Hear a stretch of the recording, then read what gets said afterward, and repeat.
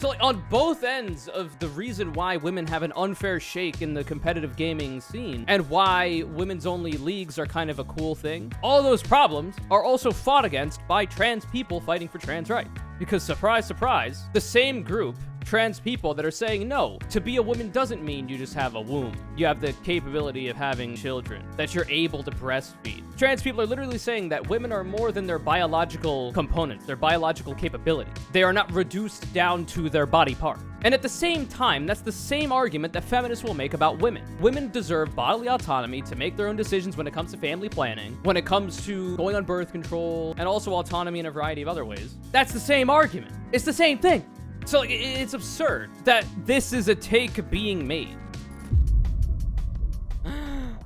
That is really funny. You'll never believe what sport this post is about. I think it's about time to make this fair for everyone and just have a trans-only tournament away from female tournaments so other female players don't get bullied and harassed like this after losing against biological males in a female tournament. Any bets? Is this about Jeopardy? That's 1 bet. Golf? That's 2 bets. Video game tournament? That's 3 bets. Anybody else? Chess? That's 4. Ping pong? Now you're just being silly. It's fucking League of Legends. You know, the biological advantage that you have having a male brain in fucking League of Legends, dude. What the fuck? Yeah, so technically you're correct, Hepta. So, like, the main advantage that men or males will have when it comes to video games and video game tournaments is that for so long, video games have been explicitly marketed to boys, specifically young boys, not men. It used to be seen only as a kid's thing to play video games, like after the Tetris and Pong boom. So men are more likely to grow up understanding that video games are a thing that is okay for them to do, whereas women have kind of been socialized against being video gamers, though of course a lot of that's changing in the modern day. So they will have more time to have played video games in their life, and in that way more time to potentially get better at them. Not just at the specific game they're playing, but at understanding how video games work in an aggregate sense, because they played video games in the past, they may have gotten good at other video games in the past, and then they can carry that into whatever game they're playing now, right? That is the only advantage. And that discrepancy there is not a problem of trans people. It's not. In fact, trans people's existence is explicitly in opposition to the idea that video games are only for boys, in that trans people are explicitly gender nonconforming. That's kind of the whole point. The idea that gender is a social construct and biological sex, biological one, is 2 different things, and that pink is not a girl color because of biology, but because of social factors. Men are not expected to be the breadwinners in society because of biology, but because of social factors that are changeable and that are pretty arbitrary. So trans people are explicitly fighting against what is holding women back in video game tournaments. One of the most important problems of the modern day, mind you. So it doesn't make any sense to be mad at them. A bunch of trans women for participating in a women's league in the League of fucking Legends. Doesn't make any sense. Now, you could argue... What a fucking banger. Sorry. You could argue that the bullying that women receive in video gaming is also a thing that holds them back from getting into competitive video gaming. That's absolutely true. Because when your voice is perceived in a game like CSGO or Overwatch or whatever games use voice chat especially, if your voice is perceived as being feminine, being of a woman's, by most people's assumption, you're gonna get shit. Because gamers are historically pretty cringe. Because it was carved out by marketers, by corporations, by companies trying to sell goods to be a boys-only event. So once girls start coming in, they get all fucking crazy about it. And also that boys-only event allows for the festering of a lot of misogynistic attitudes because there aren't a lot of girls and women around to kind of break through that. There's not a lot of exposure that these boys will have in video gaming to the fact that girls and women are just people living their lives as well. They can enjoy video games as well. It's all good. Shouldn't be a problem for you. It allows those kind of misogynistic ideas to fester because there's not a lot of pushback in that community.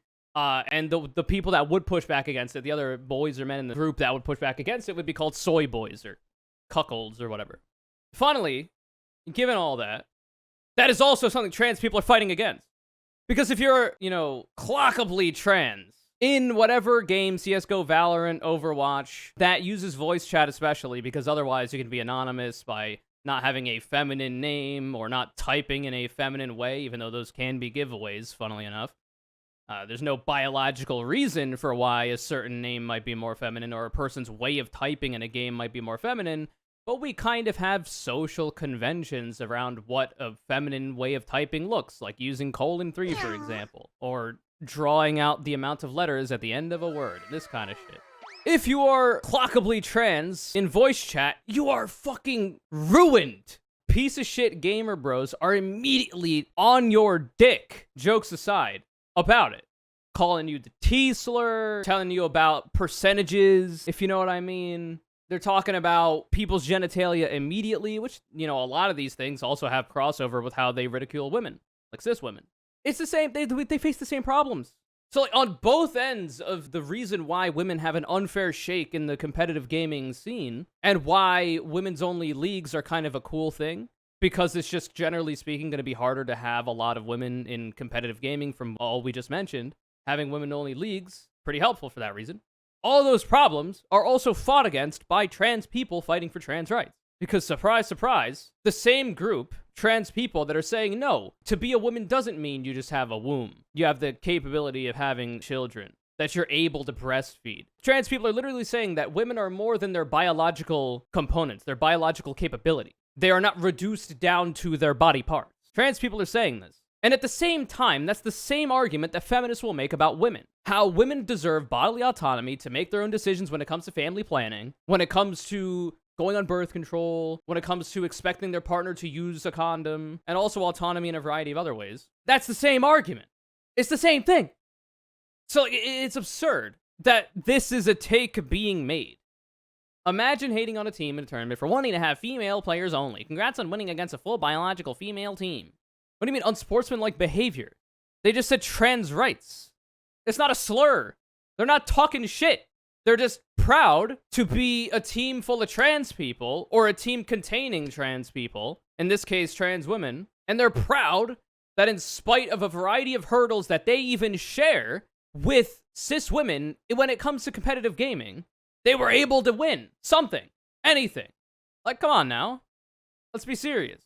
That's crazy. Males complaining against females literally removes the whole point of having a female-only tournament. Oh, man. So stupid.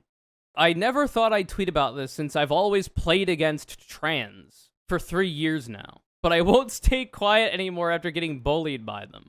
What do you mean? Wait, is this person a person who competed? Wait, are they in the tournament? Wait, I want to... This person's name is Moki. Are they in the... So this is the winning team. Oh, they are! Oh, shit! Oh, no! They're the 0-2 Scion! Oh, hell, you done did it again! Oh, shit! I didn't even realize. This is like the fucking skateboarder who came in, like, 16th, who was whining about losing to a trans person who came in, like, 3rd or 4th or 2nd or whatever, when, like, the top 10 was filled with 10-year-olds. Where is that? This one. This skateboarder got 20th and blamed trans women.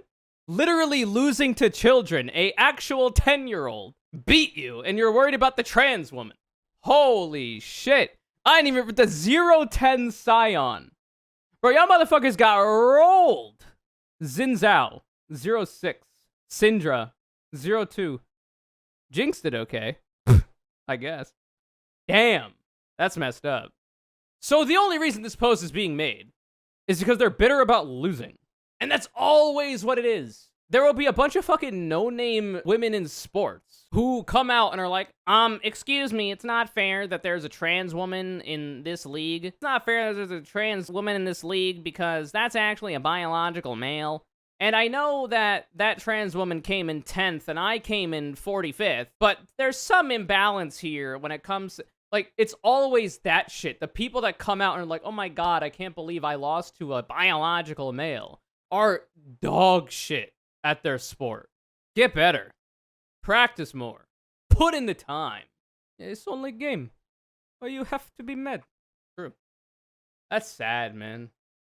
That's depressing. Man, I did not expect that, that this person was literally in the tournament. What else is there to say about this? I don't mind competing against any gender. Gaming is a loss and win, and I don't face any issues with both. If we lose, then that's because our opponents are better players. Try to be mindful and not appoint everything in your life to trans and trans rights. Them winning's got nothing to do with trans rights and being trans. Shit. Try not to appoint everything in your life to being black. Black power has nothing to do. Oh, man. You know what? I might not be far off. I wonder what this person's views are when it comes to such things. Sorry. Which flag is this? Is this a Palestinian flag? It's United Arab Emirates. They might not be. They might not be. Oh yeah, the Palestinian flag has a triangle in it. I remember now. Free Palestine. Yeah, I don't know. Did they respond to any of the criticisms? Wait, okay. How do you justify this without basically making the argument that men are naturally better at everything than women? So true. What is the response here? Okay. Not at everything, but a game like League of Legends, definitely. Why do women have zero success in pro play against men? Why did all the women league pro team didn't win a single game ever in their career? It's because of social forces, man. It's everything I said in the beginning of the video. Anyway, enough of this. Why is there a men's restroom and women's restroom if they are interchangeable? I argue for gender-neutral bathrooms. If you want the real reason why there's gender-segregated bathrooms actually goes back to the days before women could have jobs in society. So, of course, things for trans people back then were even worse than they are today. And things for women back then were also even worse than they are today. Because back then, women were considered the property of their husbands and fathers, right? So, you're the property of your father until you get married, and then you're the property of your husband after you've been married, right? And at that point, women were expected to be baby incubators and just stay home and take care of the kids. And the men were the breadwinners who were supposed to go out, make money, etc., etc., etc., and then provide for the family. Which is part of the reason why nowadays men having more money is seen as a better trait to have than a man having less money by women, generally speaking, not all, of course. But that's the stereotype, that's going to help you, and that hurts men. So it turns out, misogyny hurts you too, bucko. Anyway, so the reason is because men were the people who were the only ones allowed to go and have a job, for the most part. So most of the restrooms that were out there in society at a variety of these jobs, that were men only, were men's rooms, essentially, because no women was ever going to be going in there, right? But then eventually, women were allowed to have a little bit of autonomy in their lives. They were allowed to, like, kind of be closer to fully fledged autonomous human beings, charting their own destiny, life, liberty, and the pursuit of happiness, you know? And then at that point, women are going to have to start using those restrooms. And the primary concern, apparently the first concern, was, oh, well, these men's rooms, which were men's only because of what I just said, are too disgusting and gross for women who are supposed to be more proper and pure. So we're going to have to make other ones specifically for them. The concern was actually not, as far as I'm aware, men might aggress on women in the women's room, primarily because if a man wants to aggress on a woman in the women's room, they can just do that because they're already committing a crime. And a sign on the door saying no men allowed isn't going to stop them if their intent is to go in there and do a worse crime than breaking the rule that is going in the room that says no men allowed. Because there's no actual laws disallowing that from happening. It's rules within the establishments that disallows that from happening. So that's actually the reason why there are two different ones, the men's room and the women's room, is that they believe that women, after they achieved the right to be able to be exploited for their labor by a capitalist, were allowed to make their own money, have their own job, and not be completely beholden on a man. Because they thought that women were too precious to be soiled by the state of these restrooms that men were absolutely, blowing the toilet up with their burrito bombs. You know what I mean? That's actually why. If you're actually curious. Back in the day, trans women weren't trans women because technically they didn't exist. You're fucking mentally incontinent. Your brain is leaking out of your ears, man. You gotta learn how to keep that together. Trans people have existed since the dawn of time, brother man. For as long as humans have existed.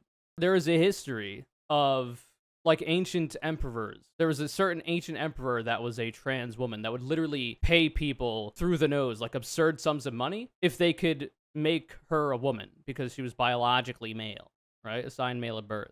There are non-binary people in history.